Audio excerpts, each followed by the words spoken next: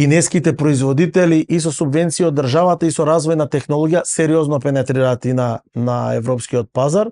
И по она што гледаме, најверојатно можеби во некои следни 5 до 10 години кинеските производители ќе доминираат на европскиот пазар. Што се однесува до Македонија, ние гледаме секојдневно постојано зголемување на број на кинески брендови кои што локалните застапници ги промовираат.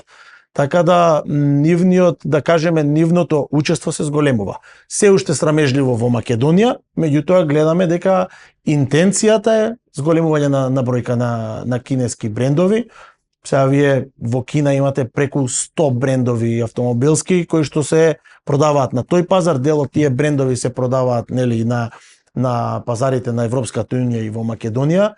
Така да не знам дали да кажам за жал, но европските производители се во сериозна криза да не можат да конкурираат на цените, па во скоро време и на квалитетот на кинеските возила што доаѓаат.